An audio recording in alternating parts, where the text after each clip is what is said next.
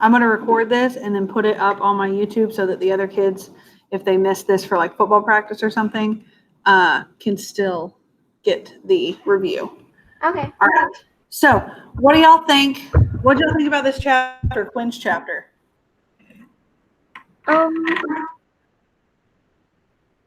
You don't have to mute yourself, Arami. I'm not even gonna lie. I didn't get too far into it. Okay. Haven't got all the way through it. That's okay. Where'd you get to? Do you know? I don't remember because I started at the beginning of the day. Gotcha. Okay. Jasmine, what did you think? It was interesting. It was interesting. Okay. Anything specific? I learned that Quinn's dad died. Yeah. He died. Do you remember how? He died in Afghanistan. Yes, that is a question on the quiz. You will need to know how his dad died. Ooh. So, good to know. Let's see. I'm pulling up the quiz now so I know what to ask y'all. So, Quinn as a character, we learn a lot about him, right? We know he plays basketball. We know he's a good student. He feels like he's kind of living in his dad's shadow almost. And he has a crush on Jill, right? Yeah. So let's talk about his dad and his like relationship with his dad, because do y'all think he's dealing with that in a healthy way, or like what do y'all think about how he feels about his dad?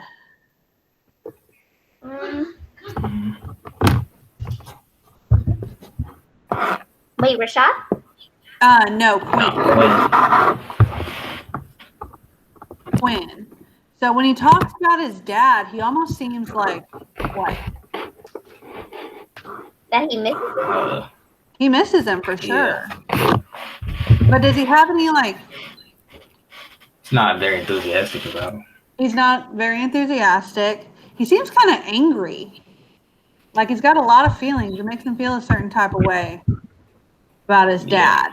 And like I don't know. Yeah, because he talks later. I don't know how far you are in this chapter, Arami, but he talks about like how he's like, yeah, my dad's a hero, but my dad's dead, and like I don't have a dad now, and he like gets like really in his feelings about it. Yeah. So he just has this really weird like relationship because he feels like he has to be this like amazing person because his dad was an amazing person, but that's like a lot of pressure to put on a teenager, right? If you're there like your dad was perfect, we expect you to be perfect. Yeah. Like, he's like 17. He's like, I'm not perfect, and it like I feel like he has a lot of resentment because of that. Like just a lot of stuff to think about at 17. So that's just Quinn is a character. Some interesting stuff about him. Hello, Nikayla. How are you doing? I'm doing good. How are you? Good. Just so you know, this is being recorded. It's going to go on YouTube. But it's just so people who have like practice and stuff during this time can catch up. You don't have to mute yourself because I'm going to be asking y'all questions and stuff about the chapter. What we've gone over so far is how Quinn's dad died and kind of his relationship with his dad.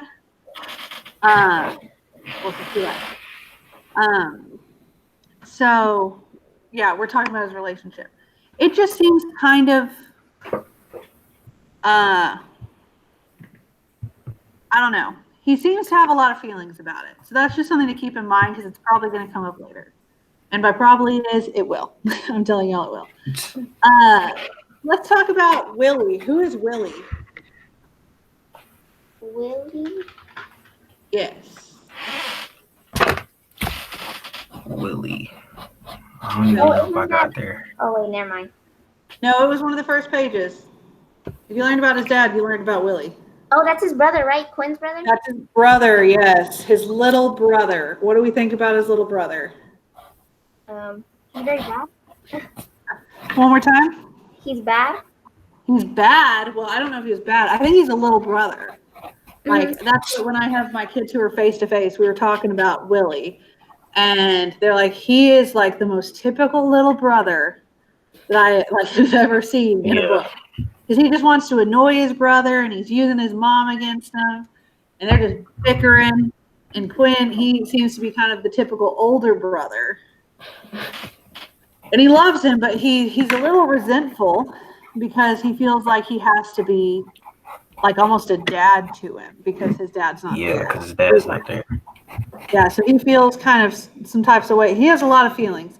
We described him in class as angsty. Do y'all know what angsty means? No. Angsty is a word. Do you know, Jeremy? Trying to think. This is for his little brother, right? Yeah, well, no, him and Quinn, really. Quinn probably more than the little brother.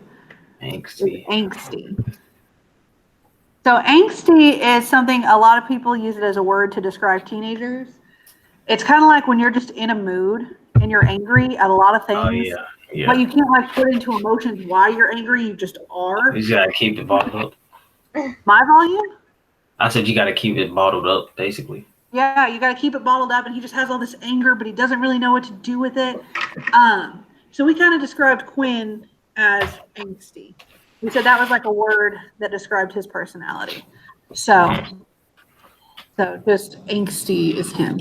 And then Quinn witnesses what? You might not be here yet, Jeremy. If you don't want spoilers, sorry, I got a lake in my eye. If you don't want spoilers, you might want to hop out because we're about to get into the conflict of this chapter. That's all right. I'll read it again. So, Jasmine, do you know what happens? What does he witness?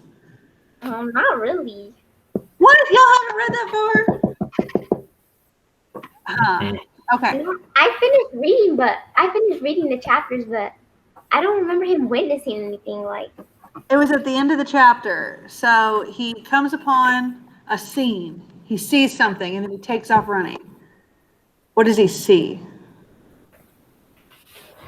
I don't know. It freaked him out. Okay, I'll tell you. I want you to reread the chapter, though, Jasmine, because it seems like we might need to reread it. You can also find an audiobook online. The audiobook on Audible is really, really good. And if you sign up for their 3-month trial, you can like listen to it all and then cancel if you want.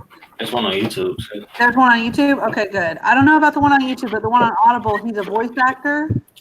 So he sounds like a kid, and he gives all the kids different voices, and it helps me keep them in my head. But if the one on YouTube is free, there's that too. Okay, so I'll tell y'all. So Quinn, he's out drinking with his buddies by a corner store, by a convenience store. What else happened at a convenience store? Oh yeah. Wait. Doesn't he see somebody getting beat up? He sees Rashad by the cop. Okay? And not only that, but he recognizes the cop. He knows the cop. The cop is his best friend Guzzo's brother.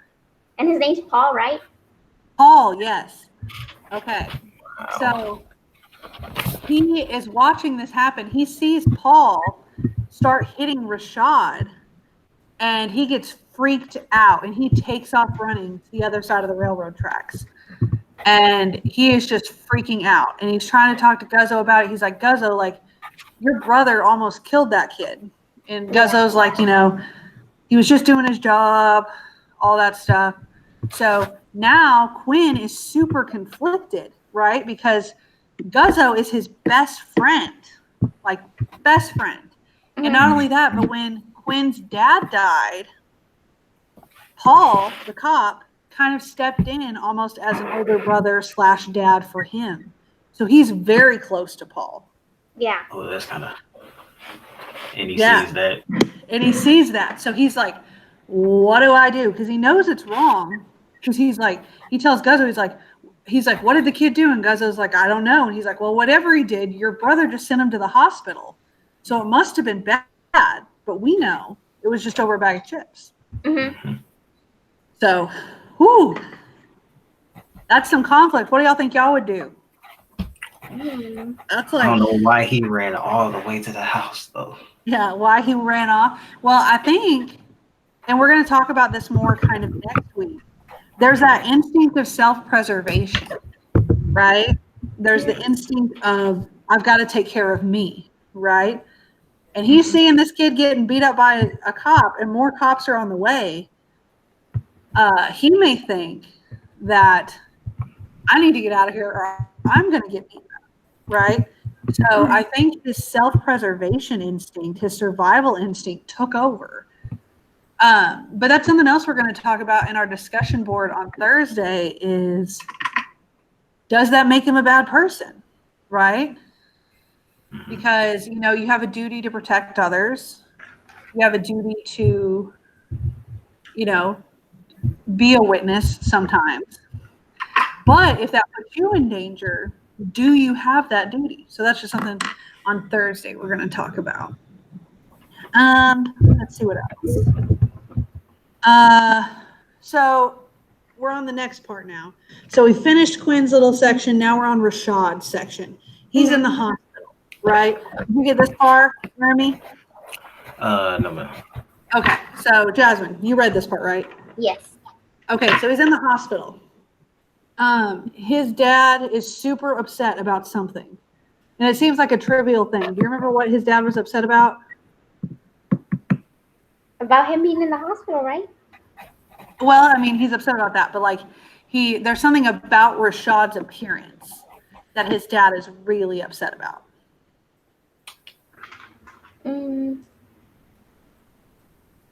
It's okay if you don't remember. It was a small detail. Is it his clothes or? Yes, his clothes. Okay, so he's upset because his pants are sagging. So Rashad's sitting there like, he's got broken ribs. I think he might have broken his jaw. I can't remember exactly what the injuries were, but he is hurt. Like he is in the hospital, really, really hurt. And his dad comes in and they're talking, and he starts griping at him about his pants sagging. Why would he be mad about pants sagging? Right when he's hurt. Yeah. Why do y'all think? His image, probably. His image. I think what Rashad's dad said. Remember, Rashad's dad is an ex-police officer. Yeah. So he knows about all of this. And he comes in and he starts accusing Rashad. He immediately takes the officer's side, even though Rashad's in the hospital. And he's asking, why are your pants sagging? And he goes into all this stuff. And Rashad's like, why does it matter? And he's like, he said, well, if you look like a thug, they're going to treat you like a thug. And that causes Rashad to feel a lot of emotions too. Because he's like, I didn't do anything wrong. Right. He got beat up anyway. I don't think he saw his pants. Yeah, he got beat up anyway. So that was just something his dad had like an immediate reaction to. See, he was a police officer, right? And he's saying, if you give them a reason to look at you suspiciously, then it's your fault. You know, and he's kind of putting a lot of the blame on Rashad. All right. Because he talks about like how he raised him to act around cops. And he's like, you know, I told you never to talk back to a cop, never to fight back. And Rashad's like, I didn't fight back. But his dad he really doesn't believe it, right? So that's just something to remember. Let's see what else is on here. And then someone comes in to the hospital to see Rashad. So his mom and dad are there. But then someone else comes in and is like a superhero. Like he is like on Rashad's side. He is like telling him, he's like, we're going to go to the news. I'm going to get this all over social media. It's going to blow up. Who comes in? Do you remember? His brother. Do you remember his brother's name? Spoonie? I mean, oh yeah. Spoonie comes in. And Spoonie comes in and he's a fireball. He starts talking to Dad. He's like, Dad, you don't know anything. It's not Rashad's fault. We're going to get this. This is going to be the biggest story in the news. And he is just a bulldog for Rashad. And Rashad, like, thank you. Like, someone. So that's really good. But something else that happens, and I don't even know if this is on the quiz. It might be. But Rashad's dad starts talking about Spoonie's appearance, right? And then Rashad starts talking about Spoonie's appearance. And he said he's got, like, dreads. I think he was wearing saggy pants. He had tattoos. And his father starts just like going off about how he looks, right? And Spoonie's like, it doesn't matter. Like, I've got a good job. Like, I'm not seeing the connection here. And we were actually going to do a project over this scene next week, but stuff changed, so we're not going to do it anymore, which I'm super upset about. But like, why? Like, some stuff we can talk about is like how appearance, like what different people consider to be acceptable. Why his dad wouldn't consider that acceptable? Because that's a natural hairstyle, right? Some hair just naturally dreads. But his dad is really upset about it. So that's just something to consider is like, why is his dad so against a completely natural hairstyle? And then like kind of thinking about how the world works today, like why certain things are accepted, why not? We were going to do this whole paper. It was going to be great. I was so excited about it. And then we had to cancel it because we forgot y'all were off Monday. So we aren't going to do it next week. But we were going to talk about tattoos and like, are tattoos acceptable in the workplace, as well as like natural hairstyles, all that stuff. Which spoiler alert, I think they are. I mean, I have tattoos, so I hope they are. But it was, that's a really important part of this article because we're getting more, this section, because we're getting more and more of his dad's point of view.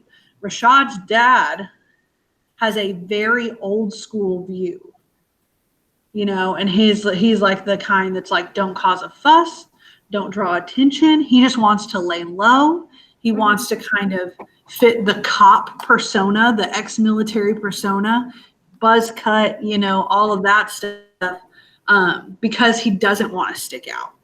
Whereas someone like Spoonie sees some really good positive things about, you know, sticking out, being yourself, being authentic. And then, so Rashad got charged with a bunch of different things. Do you remember what he got charged with, Jasmine? He got charged with arrest, and public I don't know how to say that word. Nuisance? He got charged with stealing, and then he got charged with being a public nuisance, and he got charged with resisting arrest. Yeah. And then his dad is most upset about one of the charges. What charge was he most upset about? Stealing one? Huh? The stealing one? No. Okay, so it was what we just talked about. Because he says like, huh? Nuisance? No, Or- he was most upset about the resisting arrest. Yeah. Yes, because he tells Rashad, he's like, I've taught you your whole life how to act around cops. He's like, I used to be a cop. I know how these things progress. He's like, I told you, you know, if a cop ever approaches you, you do this, this, and this wouldn't happen. And that's him when Rashad starts going like, I didn't have a chance to do any of that because he was getting beat up. He just got beat up. Yeah. So that's just kind of something to remember is like, once again, the dad's point of view, why he's upset about these certain things that seem very, to us, maybe weird to be upset about when your son is like on life support, like the pants sagging and the resisting arrest, because he's not even that upset about the stealing charge. He's like, yeah, you shouldn't have been doing that. But he is way more upset that he was charged with resisting arrest. So, and then Spoonie comes in and he's like, we're going to take it to the news. And then the chapter kind of ends, which we're going to get more into kind of this storyline next week. And I'm so excited because stuff really is starting to pick up steam. You know, we talk about plot and it seemed like it came to a head real quick. Like if this was a peak, but now it feels like, okay, we got to the peak. We got to a mini climax, if you will. Whenever him and the cop had their altercation, and then it kind of went down, and now it feels like it's ramping back up again, you know. So, I'm so excited for this next week because it's some good chapters. Because we got to figure out what's going on with Quinn. What's Quinn gonna do, right? We got to talk about once again that self-preservation thing. What's best for him? He could lose a scholarship if he's involved in all this stuff. He's talking about getting a basketball scholarship. He could lose a scholarship. He could, be kicked off the team. He could get beaten up himself. He could be kind of ostracized. His best friend might hate him, So these are all things that he's having to consider when he's trying to decide what to do. So that is a huge, moral dilemma. And he's 17. That, I can't imagine going through that at 17, just having to choose between doing, what's right for this one kid who you don't really know and losing your best friend, as well as possibly ruining your future. So it's a lot. It's about to get real intense. I ain't even gonna lie. So yeah, y'all look for the audiobook, just because I found that the guy reading it, at least on the one on Audible, I don't know who reads the one on YouTube, but it makes it so much more engaging. Because he gets really passionate. He's acting out the scene. So I highly, highly recommend that. All right. So that's all I got. Do y'all have any questions for me about the chapter?